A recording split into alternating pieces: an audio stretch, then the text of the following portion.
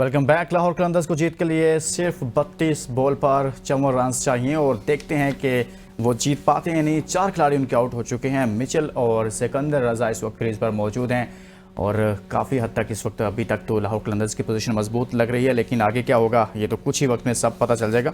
अरसलान साहब, ब्रेक पर जाने से पहले हमने कुछ बात की है बैटिंग ऑर्डर पर, लेकिन यहाँ कामरान गुलाम ने अच्छा परफॉर्म किया है।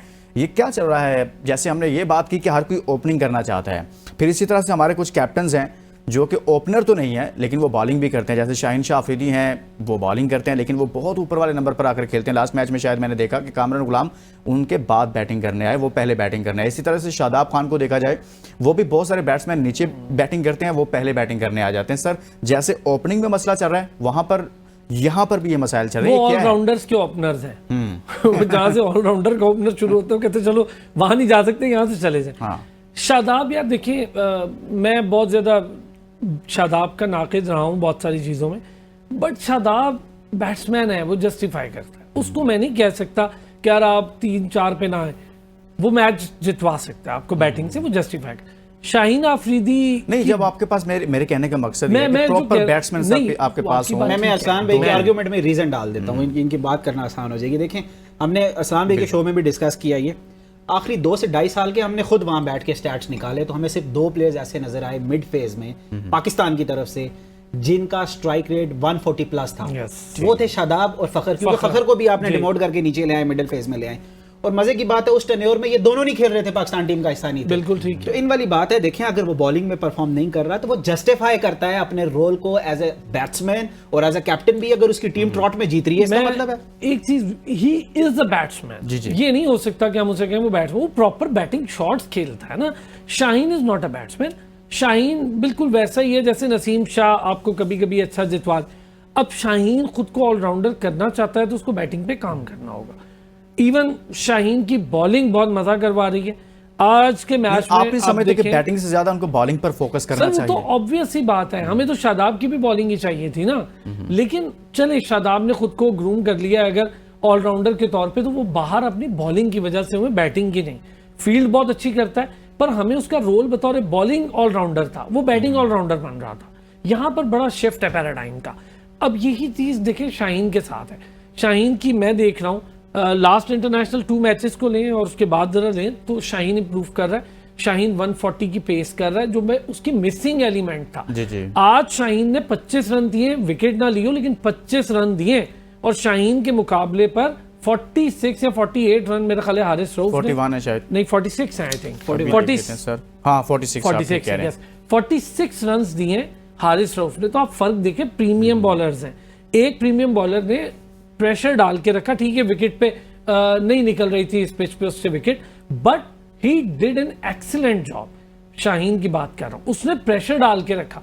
अगर यही रन आप जरा कैलकुलेट कर लें कि हारिस देता 25 1 रन, तो 40 में से 25 माइनस करें, अभी तक तो मैच तकरीबन मामलात और हो जाते हैं। लेकिन फिर भी मेरा ये कहना है कि आपको ऑलराउंडर बनने का शौक है तो बने यार, लेकिन ऐसे ना बने ना सर। यही हमारा इख्तिलाफ है कि अबू बकर साहब आप भी कह रहे हैं कि शादाब साहब ठीक कर रहे हैं, लेकिन आपके ख्याल में शादाब ठीक कर रहे हैं तो शादाब ठीक कर रहे हैं तो शाहीन गलत कैसे करें सर? देखिए, मैं हमेशा से ही कहता हूँ कि किसी भी प्लेयर को जब आप स्क्वाड में रख रहे होते हैं, स्पेशली प्लेइंग 11 में, रोल को आइडेंटिफाई करना बड़ा जरूरी है। हम बेसिकली 2 चीजों को मिक्सअप कर रहे हैं। शादाब खान और शाहीन का जो पाकिस्तान की नेशनल साइड में रोल है वो थोड़ा डिफरेंट है, कॉम्बिनेशन नहीं, और जो फ्रेंचाइज में रोल है वो डिफरेंट है।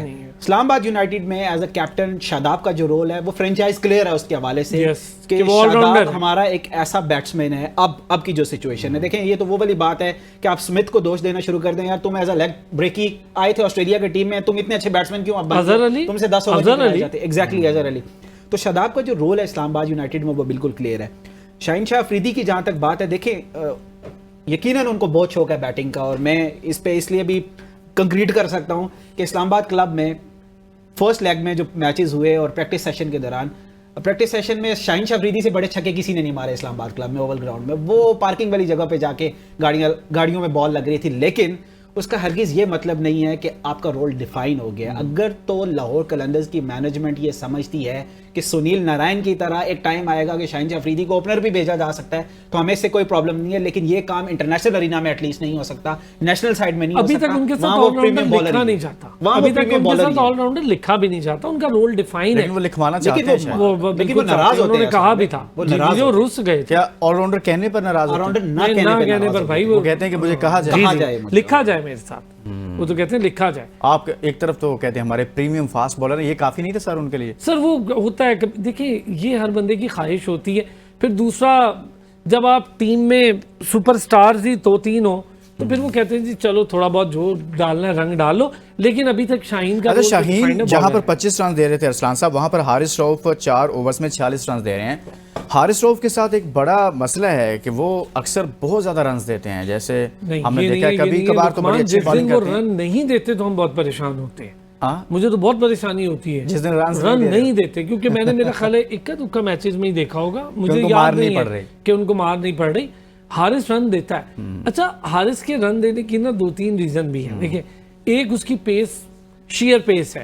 अब हारिस के साथ ये भी है कि T20 की क्रिकेट इतनी तब्दील होगी, हल्का सा एज लगता है पीछे से भी उसके बहुत। मैं आपको फैक्चुअल बात बताऊं तो हारिस रऊफ बेचारे के जितने रन बैक साइड से जाते हैं कीपर के ऊपर से, उतने रन उसके फ्रंट फेस पे नहीं जाते हैं। आप उसके पूरे स्टैट्स की एक व्हील निकाल के देखें, आपको अंदाजा होगा 70% रन बेचारा पीछे ये भी है। लेकिन उनको जब बाउंड्री लगती है ना, मैंने हमेशा ये भी देखा है कि अरसलान भाई बैट्समैन पूरा कॉन्फिडेंस के साथ मारते हैं, वो बौखला जाते हैं, पूरे कॉन्फिडेंस के साथ वो छक्का पड़ता है, पूरे कॉन्फिडेंस के आना। शुएब अख्तर के साथ भी होता था कि आपको पता है विकेट कीपर्स के ऊपर से जारी होती थी, वो भी पेसर थे, लेकिन उनको बैट्समैन पूरे कॉन्फिडेंस के साथ पावर हिटिंग नहीं करते। मासवाए 2003 के वर्ल्ड कप पे इंडिया के खिलाफ मैच में थोड़ी क्वालिटी के साथ तो भाई काम है, उसकी क्वालिटी के साथ मैं पेसर की बात कर रहा हूं, वैसे शुएब अख्तर अभी इनकी क्वालिटी। मैं थोड़ा सा ना एक और पॉइंट की तरफ मेरा आज था कि यार इस पॉइंट को लाजमी हम डिस्कस करें अपने शो में। देखिए, हम बहुत ज़्यादा डिस्कस करते हैं फास्ट बॉलर्स को स्पेशली, और शाहीन अफरीदी की बात करें, हारिस रऊफ की बात करें। देखिए, लास्ट कुछ जो आईसीसी के इवेंट्स अगर उठा के देख लें तो जिन टीम्स को टाइटलशिप मिली या जो टीम फाइनल खेली, उनमें स्पिनर्स का बहुत बड़ा रोल था। अनफॉर्चुनेटली इस पूरे पीएसएल में हमें कोई कमांडिंग पोजीशन में स्पिनर नजर ही नहीं आ रहा, और स्पेशली पाकिस्तान की तरफ से बिल्कुल भी नजर नहीं आ रहा। ये पीएसएल तो खत्म हो जानी है, उसके बाद इंटरनेशनल सर्किट। सर, आपके पास स्पिनर्स हैं, लेकिन शायद आप मौका नहीं देना चाह रहे ना, यानी कि ये बात भी आपकी ठीक है। देखिए, बड़ी डिसेंट परफॉर्मेंस थी। आपके पास मेहरान मुमताज एक लड़का है और काफी लड़के हैं, आप उनको कम से कम पीएसएल का मतलब जब आप क्रेडिट लेती हैं हमारी सारी फ्रेंचाइजीज के, हम नए लड़कों को मुतारिफ करा रहे हैं, पूरा अपने तमगे अपने सजाते हैं, और जब इंटरव्यू देते हैं तो लंबी लंबी बताते हैं कि भाई हमने इसको लेकर आए, इसको लेकर आए, तो यहाँ पर ये भी तो क्रेडिट लेना चाहिए ना कि यहाँ पर कदम उठाएं कि इन लड़कों को चांस दें, कम से कम 3-3, 4-4 मैचेस तो दे दें इनको। देखिए, सुफियान की जो आप बात कर रहे हैं और ये कर रहे हैं, ठीक है, सुफियान को मौका मिलना चाहिए, नहीं उस तरह से मिल रहा। मेहरान को मौका मिलना चाहिए, नहीं मिल रहा। लेकिन उसामा मीर को तो मिल रहा है ना यार, क्वालिटी शो ही नहीं कर रहा, बिल्कुल क्वालिटी बॉलिंग नहीं है। विद ड्यू ऑल रिगार्ड्स, मुझे तो वो कहीं से नहीं लगता कि वो पाकिस्तान स्टैंडर्ड के लिए तैयार हुआ है। इतना लंबा डोमेस्टिक खेली है, इतनी लंबी काउंटी सीजन लगाए हैं उसने, उनकी तो, लेकिन उसका बैकअप भी हम तैयार नहीं होने दे रहे ना यार। उसका तो बैकअप क्या, पहले वो खुद तो आ जाए, उसका तो मुझे लगता है आना ही बड़ा मुश्किल है। उसका अपना आना मुश्किल है, लेकिन अबू बकर क्यों नहीं इनको मौका मिल रहा है इन लड़कों को? जैसे सुफियान मुकीम का हम नाम लेते हैं या मेहरान मुमताज का हम नाम लेते हैं कि भाई इन लड़कों को मौका देना चाहिए। और सुफियान ने तो ये साबित किया, जब जब उसे मौका मिला है, उस लड़के ने बताया क्रिकेट में ऊंच नीच होती रहती है, एक दिन आप आसमान पे होते हैं, दूसरे दिन आप जमीन पे भी होते हैं, लेकिन उसने जब मौका मिला उसने परफॉर्म करके दिखाया। तो उस लड़के के साथ आप नहीं समझते कि यार ये तो ज्यादती हो रही है उसके साथ? देखिए, हम जो पहले भी बात कर रहे थे, ये जो डिसीजन मेकर्स हैं जिनके हाथ में ये पावर है, जिन्होंने सिलेक्शन भी करनी है, उस सिलेक्शन को जस्टिफाई भी करना है और फिर प्लेयर्स को खिलाना भी है। आखिरी 6-8 माह से देखें तो मेरे ख्याल से आकिब जावेद से तगड़ा या स्ट्रॉन्ग बंदा कोई भी हमारी मैनेजमेंट में नहीं आया। तो खुद उन्होंने बोला, अगर अजहर महमूद ने भी ये बात बोली है, इसका मतलब है वो उन्हीं के अंदर आ रहे हैं, उन्हीं के नीचे आ रहे हैं, काम कर रहे हैं, और वो उन्हीं की पॉलिसीज को डिफेंड कर रहे हैं कि भाई हमारे पास ऐसे स्पिनर्स ही नहीं हैं जिनको हम खिला सकें। तो इसका मतलब है एक माइंडसेट मौजूद है जो ये एक्सेप्ट कर रहा है कि भाई स्पिनर्स हमारे पास नहीं है, हम उनको इंटरनेशनली नहीं खिला सकते, हमने फास्ट बॉलर्स के साथ ही जाना है। लेकिन जब आपके फास्ट बॉलर्स बुरा परफॉर्म कर रहे थे तो आपने वापस इंग्लैंड वाले टेस्ट में out of nowhere overnight spinners ही लाए, उनसे आपने सीरीज जीती, सीरीज का क्रेडिट लिया, क्रेडिट लेने के बाद उनको बिल्कुल साइडलाइन किया वापस। उसके बाद आप दोबारा अपने पुराने फॉर्मेट में चैंपियंस ट्रॉफी में जाते हैं, बुरी तरह हारते हैं, और उसके बाद बड़े आराम से वापस अभी इश्तिहार आ जाता है कि हमें इतनी क्वालिफिकेशन वाला एक कोच चाहिए। अब देखते हैं वो आकर क्या करता है। वो मानता है कि पाकिस्तान में स्पिन टैलेंट है या नहीं है, जब आप ये मानेंगे उसके बाद में और आप जरूर अगर स्पिनर ही कोच आ गया तो हाँ वो भी, ये भी बात है। वो सब पाकिस्तान में अगर कोई कोच आया ना पाकिस्तान से लिया तो वो स्पिनर सब टॉप पर मुश्किल है इस है, वक्त। मुश्किल है। लेकिन इस इस वक्त टाइम अभी तो मुश्किल है। टीम बड़ी कामयाब जा रही है, तो आप उसी के कोच भी देख माइक सकते हैं हैसन इसका। के साथ, हाँ, माइक हैसन के उनके साथ साथ मामला मामला तय हैं। करेंगे। लेकिन मैं आपको बताऊं इधर उधर से बहुत हाथ पांव चल रहे हैं, ये हरफे आखिर नहीं है। माइक हैसन के लिए प्रॉब्लम पता क्या होगी, पहले दो हमारे पास चैप्टर्स हैं, एक गैरी क्रिस्टन, एक जेसन गिलिस्पी। अच्छा फॉरेन कोचेस के साथ ना, मैं अब की बात नहीं करूंगा, फॉरेन कोचेस के साथ हमारी रिवायत रही है। बॉब वुल्मर बड़े कामयाब रहे, फादरली फिगर रहे, सारा कुछ हुआ, लेकिन हमने फिर भी उनके साथ एक रिवायत रखी, लड़ाइयाँ बहुत होती थी, तब भी होती थी। अब भी आपने देखा जब और बहुत से लास्ट सन आया, पता नहीं अच्छा कौन मिकी कौन का आया, क्रिटिसिज्म भी बड़ा होता है लेकिन बड़ा अरसा टिक गया वो। मिक्की टिका। अच्छा मिक्की ने कमाल क्या किया, उसको पहली बार में समझ आ गई भी 3-4 साल के बाद हजम नहीं होगा मैं, उसने कहा भाई मैं तो ऑनलाइन कोचिंग पे आ जाता हूँ, आप मुझसे क्लासेस ले लें। वो समझदार आदमी था, फिर उसको जाने का भी दुख नहीं हुआ।